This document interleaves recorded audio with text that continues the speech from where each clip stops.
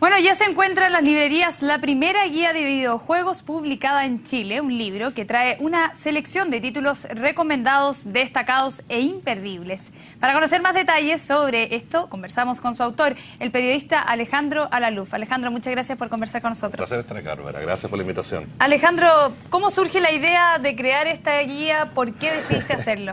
Bueno, la guía la verdad es que surge desde tiempos inmemoriales, para serte sincero.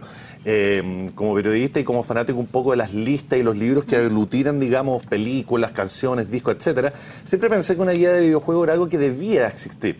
Y especialmente algo que debía existir acá en Latinoamérica o en Chile especialmente, porque en Estados Unidos existen montones de guías similares. Pero la verdad es que nunca había visto una guía hecha en Chile o en Latinoamérica respecto a videojuegos de un punto de vista un poquito más local, quizá. Entonces, la verdad sea dicha, surgió la oportunidad.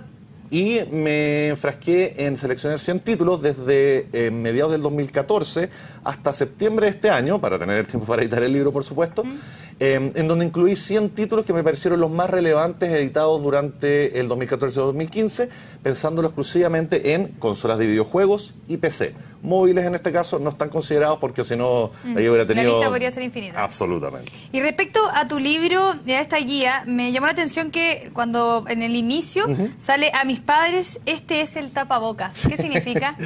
Claro, porque la verdad es que mis papás siempre, como me imagino que han sido los papás de mucha gente a lo largo de estas décadas, en donde justamente el tema de los videojuegos siempre fue visto como algo negativo, algo para, no sé, perder el tiempo, algo que se hacía en vez de estudiar o jugar a la pelota o salir Era bien restrictivo, además. Exactamente. Solamente una hora. Entonces, la verdad es que yo siempre, cuando mis papás me decían, ya, para jugar videojuegos y ponte a estudiar, yo siempre me decía, algún día me voy a ganar la vida con los videojuegos.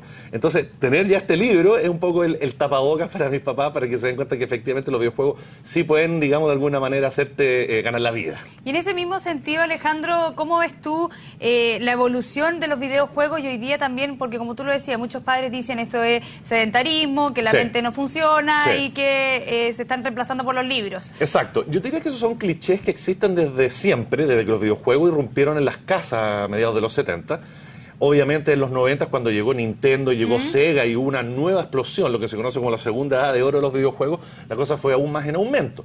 Sin embargo, yo te diría que las últimas generaciones, considerando consolas como la Wii, que te obligan de alguna manera a levantarte el sillón y a tener algo de movimiento, amén también de los otros periféricos de otras consolas como Kinect en el caso de la Xbox o PlayStation Move en el caso de PlayStation. Me parece que ya como que la imagen del joven sedentario sentado en el sillón todo el día existe, por supuesto, pero es mucho menor que antes. Porque además los videojuegos han tenido un crecimiento etario en donde antes, efectivamente, uno podía decir que el jugador promedio tenía alrededor de 20 años, adolescente, etcétera, y hoy no. Hoy los videojuegos abarcan todo tipo de edad y con un promedio de edad que en Estados Unidos ya llega a los 35 años, incluso llegando a una paridad casi hombres y mujeres. La explosión de Facebook, los juegos móviles, etcétera. Entonces eso también ha permitido que las mujeres tengan más acceso a los videojuegos y lo transformen en una actividad muchísimo más casual. El caso Candy Crush, Apalabrado y todos estos juegos que existen en Facebook a la mano. Y respecto, por ejemplo, también considerando que se acerca Navidad y que muchos están pensando en regalar un videojuego, en esta guía, por ejemplo, ¿cuáles son tus favoritos o los imperdibles y que se debe cada uno tener? Hay un pequeño detalle. Esta guía recoge 100 títulos escogidos hasta septiembre de este año. Es decir, todos los grandes juegos que generalmente salen hacia fines de este año, como ha sido el caso actual, los juegos de Star Wars, Fallout, Call of Duty, Need for Speed, esos juegos no van a estar incluidos en este volumen. El próximo año sí. Dejando eso de lado, yo te diría que los juegos de los últimos 18 meses que a mí más me han impactado han sido las nuevas versiones del Grand Theft Auto, juegos como The Witcher, que fue elegido Juego del Año por The Game Awards, que es como el Oscar de los videojuegos en Estados Unidos. Hay montones de juegos, la verdad, que tienen características muy especiales para distintos tipos de jugadores. Acá también incluye una lista, por ejemplo, de juegos especialmente para la familia o para los niños. Juegos que no tienen violencia, que estimulan más bien el tema del desarrollo y la creatividad. Juegos como Mario Maker, por ejemplo, de Nintendo, que salió hace muy poquito, que alcancé a incluirlo, que es el primer juego de Nintendo donde se pueden construir niveles de los juegos clásicos de Mario. Entonces eso, de alguna manera, funciona como una especie como de lección casual para la gente que tenga ganas un poco de jugar a diseñar videojuegos y no solamente a jugarlos como tal. Y respecto a la evolución de los videojuegos, ¿cómo ves tú para futuro? ¿Qué es lo que viene? ¿Qué se espera también de este desarrollo que, si bien es como corta la vida de los videojuegos, ha sido bien expansiva? Los videojuegos ya tienen casi 4 décadas de vida, 5 décadas de vida. Hay habría que afinar, digamos, el detalle de cuándo fue la primera vez que salió un videojuego. Pero sí, efectivamente hay una evolución bastante interesante en donde ya estamos casi de la mitad hacia adelante de la octava generación de consolas de videojuegos. Es decir, la PlayStation 4, la Xbox One y la Wii U.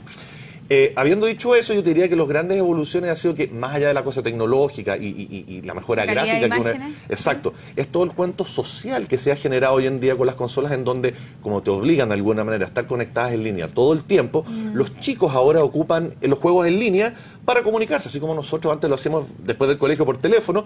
Ahora los chicos lo hacen jugando en línea, jugando League of Legends, jugando Call of Duty, FIFA, y ahí están, mientras están jugando, comentan cómo les fue en el colegio, la chiquilla del curso al lado, la prueba, el partido de fútbol, etcétera. Entonces hay un concepto social que está muy fuerte en relación a lo que era en años anteriores. Eso en términos, de nuevo, sociales. En términos más futuristas, yo te diría que quizás la realidad virtual, que se viene en el 2016, o debiera venirse, va a ser, digamos, quizás el cambio más rupturista en lo que es la tecnología de consumo de entretenimiento, no solamente en videojuegos, sino que en todas las áreas del entretenimiento. ¿En qué sentido lo dices? Porque la realidad virtual te va a permitir estar en lugares donde nunca antes pensaste estar. No a nivel visual como una foto o un video, sino que derechamente o literalmente dentro del lugar donde estás.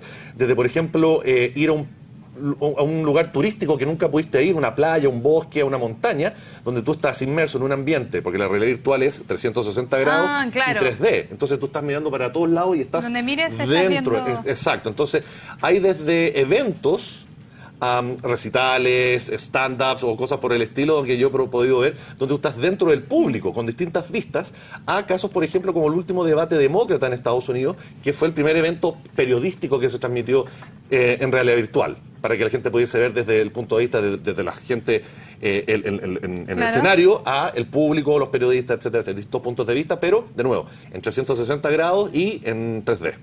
Perfecto, Alejandro. ¿Estos ya están disponibles en la librería? En los próximos días, me tengo entendido, sí. Sí, pero ya están preventa, también va a estar disponible no solo en librerías, sino que también en tiendas de videojuegos. Perfecto. Así que la verdad es que va a estar muy disponible. Quiera lo puede conseguir. Y es un regalo obviamente perfecto porque, más allá de ser una lista, es una lista que está especialmente dedicada a público general. No tanto al gamer, que obviamente sabe de lo que estoy hablando, pero más bien a padres que quieran saber, por ejemplo, qué juegos juegan sus niños. También hay una cosa muy estricta respecto a las edades, qué juegos les corresponden a niños de tal edad. Y le pone además puntuación tú. Hay una cierta puntuación personal, por supuesto, pero también una categoría etaria de qué edad pertenecen y, por supuesto, también la compañía que lo desarrolló, la plataforma disponible, etcétera. Alejandro, muchas gracias por haber conversado con CNN Chile. Un gusto. Hasta pronto. Nos vemos.